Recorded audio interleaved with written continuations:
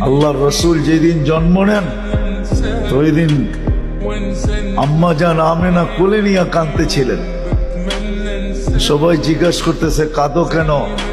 পরিবারের লোকজন, শ্বশুর বাড়ির লোকজন কেন কাঁদো? আব্দুল্লাহ নাই। কেন? আব্দুল্লাহ থাকলে এতক্ষণে খেলনা চলে আসতো। আল্লাহ যেন কানে কানে বলতেছিলেন আমেনা কাঁদিস না, আব্দুল্লাহ খেলনা আনলে আর কোত্থেকে আনবে? মক্কার বাজার থেকে পাথরের আনবে, কাঠের আনবে, প্লাস্টিকের আনবে, মাটির আনবে। সূর্য ডুবতে দে, চাঁদকে খেলনা বানায় পাঠায়। আর ঘটছেও তাই।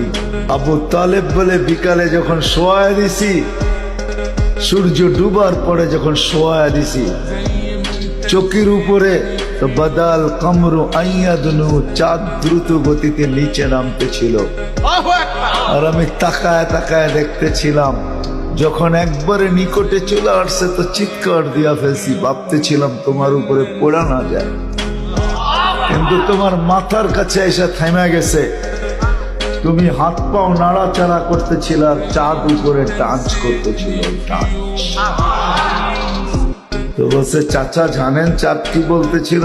তা তো জানি না। বলে আন্নাল কামারা ইউগান্নিনি ওয়া ইউহাকিনি ওয়া ইয়ামনাউনি মিনাল বুকা। চাঁদ আমাকে ছন্দ শুনাইতেছিল, কান্না থেকে বিরত রাখতেছিল।